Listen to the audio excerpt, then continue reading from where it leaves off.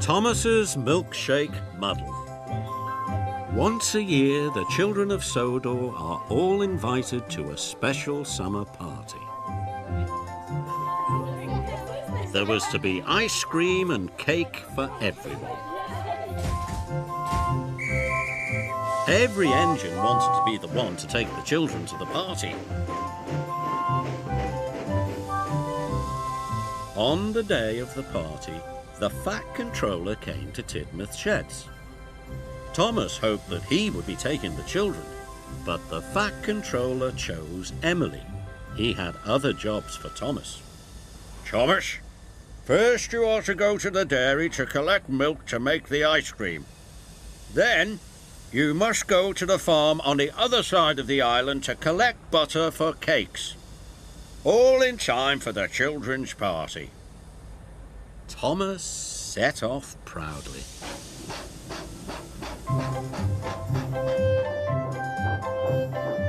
When Thomas arrived at the dairy, the manager told him he was to take the milk churns to the ice cream factory. "You have to go very slowly," he told Thomas. So Thomas steamed carefully away.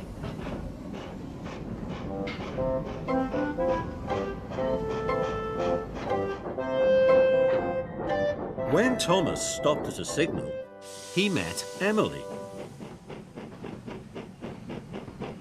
"Hello, slow coach," she whistled. "I'm not being a slow coach," huffed Thomas. "I'm being reliable." "If you weren't a slow coach," Emily sniffed, "the Fat Controller would have given you my job." "I'm fast and reliable. That's why I'm taking the children." Emily looked very pleased with herself. This made Thomas cross. "I can be as fast as you," he huffed. "I'll race you to the next signal," Emily whistled, and she steamed quickly away. Thomas wheeshed after her as fast as his pistons would pump. As he raced along, the milk churns rattled and rocked. They biffed and bashed. And at the next signal, Thomas raced ahead of Emily. Thomas was very pleased. He steamed off for the ice cream factory. But he had completely forgotten about going slowly.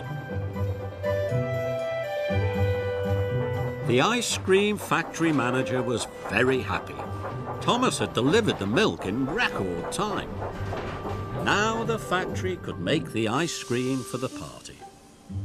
But when the manager looked into one of the churns, he was very surprised.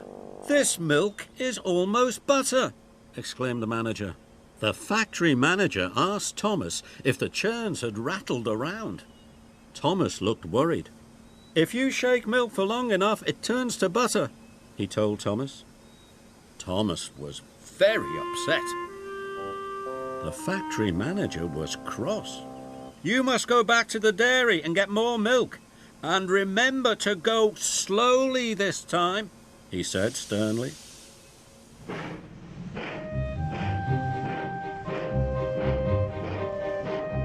Thomas steamed back to the dairy as fast as he could.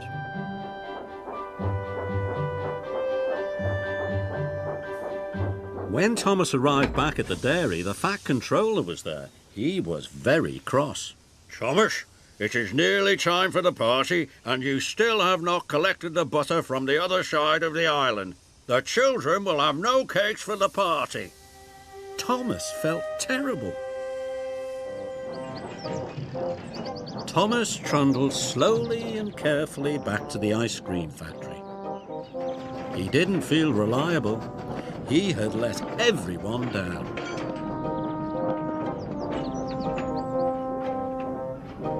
When he finally arrived with the milk, the manager told Thomas to take the old churns back to the dairy. But suddenly, Thomas had a better idea.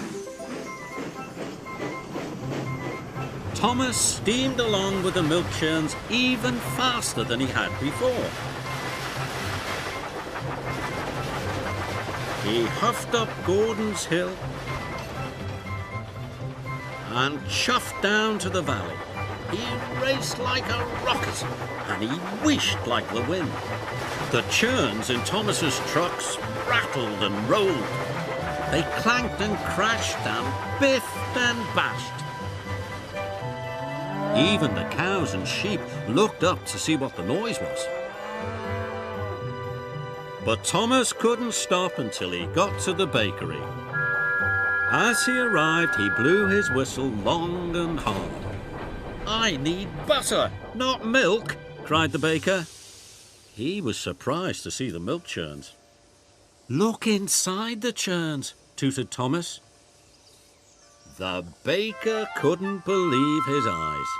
The almost butter was now butter, enough to make all the cakes for the party. The Fat Controller had heard what Thomas had done. He came to see him. Thomas thought the Fat Controller would be cross. He was very worried. But the Fat Controller smiled. "Thomas, you have saved the children's party," he boomed. "So today that makes you the most reliable engine on the whole of Sodor." And later, Thomas had his most important job yet. As guest of honor at the children's party. There was lots of ice cream and plenty of cakes. Everyone had a wonderful time. The children cheered for Thomas. Thomas felt very proud.